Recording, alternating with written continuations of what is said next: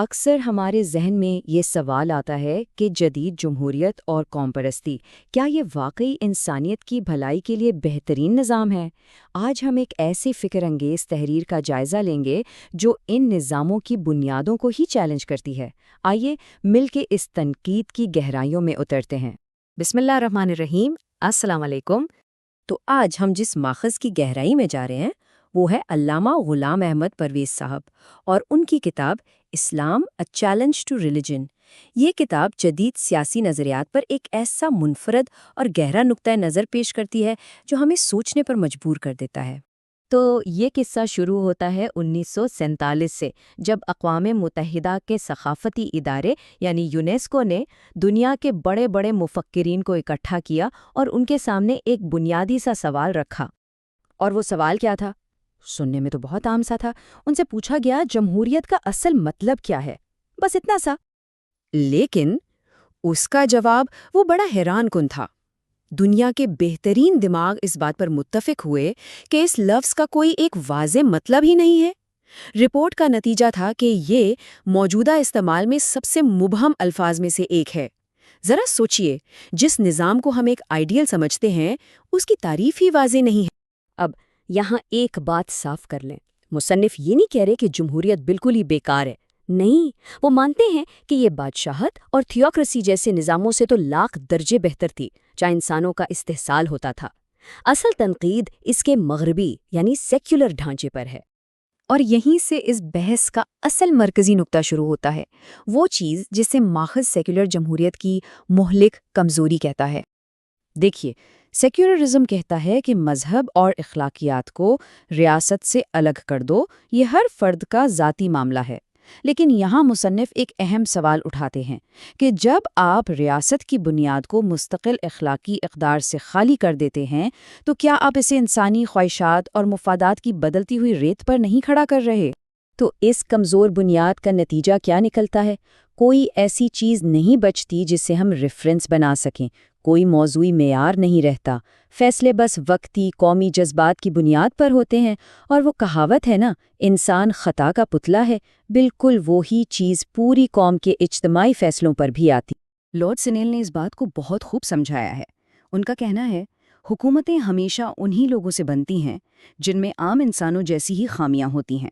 اس کا صاف مطلب یہ ہے کہ حکومت کبھی بھی اپنے لوگوں سے زیادہ سمجھدار یا بہتر نہیں ہو سکتی، وہ ہم ہی جیسی ہوتی ہے، بس بڑے پیمانے پر۔ اور پھر ایلڈس ہکسلے کی یہ وارننگ بھی ہے جو آج بھی دل پہ لگتی ہے، کبھی ایسا وقت نہیں گزرا جب بہت زیادہ طاقت نے اپنے مالک کو بدعنوان نہ کیا ہو۔ اب سوچئے، ایک ایسے نظام میں جہاں طاقت کا مرکز انسان ہو اور اوپر سے کوئی اخلاقی قطب نما بھی نہ ہو، وہاں بدعنوانی کا خطرہ کتنا بڑھ جاتا ہے۔ مصنف کے نزدیک جب کوئی آفاقی یعنی یونیورسل اخلاقی نظام نہیں ہوتا تو اس خلا کو، اس گیپ کو قوم پرستی کا نظریہ آ کر پر کرتا ہے۔ لازمی طور پہ اس دلیل کو اس طرح سمجھیں کہ قوم پرستی اصل میں قبائلیت کی ہی ایک نئی جدید شکل ہے۔ جیسے پہلے قبیلوں میں ایک دوسرے کے لیے نفرت اور دشمنی ہوتی تھی، آج وہی چیز قومی ریاستوں کے درمیان موجود ہے۔ پروفیسر کوبن کے یہ الفاظ اس پر ایک سخت تبصرہ ہیں۔ وہ کہتے ہیں کہ قوم پرستی ایک ایسا احساس ہے جو نفرت سے پیدا ہوتا ہے اور دشمنی پر زندہ رہتا ہے۔ اگر یہ بات سچ ہے تو اس کا مطلب ہے کہ قوم پرستی پر بنائی گئی ریاستیں ہمیشہ ایک دوسرے سے تصادم کی حالت میں ہی رہیں گی۔ یہ کتنی خطرناک بنیاد ہے نا؟ چلیے اب ذرا کتاب میں دیے گئے کچھ اور مشہور مفکرین کے خیالات پر نظر ڈالتے ہیں جنہوں نے قوم پرستی پر گہری تنقید کی ہے۔ فریڈرک ہرٹز تو یہاں تک کہتے ہیں کہ اکثر قوموں کے جھگڑوں کی وجہ اتنی معمولی ہوتی ہے کہ یقین نہیں آتا۔ ان کے مطابق کئی جھگڑوں کی بنیاد اس کے سوا کچھ نہیں تھی کہ ان قوموں کے نام الگ الگ تھے۔ لیکن برٹرنڈ رسل اس سے بھی آگے جاتے ہیں۔ وہ قوم پرستی کے اس کلٹ کو انسانی نسل کے لیے سب سے سنگین خطرہ قرار دیتے ہیں۔ مگر یہاں مصنف ایک بہت دلچسپ بات بتاتے ہیں کہ رسل جیسا عظیم فلسفی بھی جب بات اپنی قوم کی آتی تھی تو تعصب سے پوری طرح پاک نہیں تھا۔ اس سے اندازہ ہوتا ہے کہ یہ جذبہ کتنا طاقتور ہو سکتا ہے۔ ایلڈس ہکسلے کی دلیل شاید سب سے زیادہ زوردار ہے۔ وہ کہتے ہیں کہ قوم پرستی ایک جھوٹے مذہب کی طرح کام کرتی ہے، یہ آفاقیت کا انکار کرتی ہے، ایک خدا کا انکار کرتی ہے، انسان کی قدر و قیمت کا انکار کرتی ہے، اور اس کے بجائے کیا کرتی ہے؟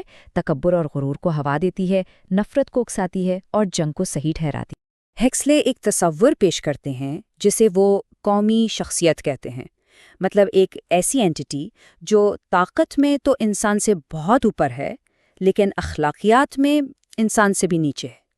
وہ کہتے ہیں کہ یہ ایک بیوقوف، جذباتی اور پاگل پن کی حد تک چڑچڑے قبائلی دیوتا کی طرح حرکت کرتی ہے۔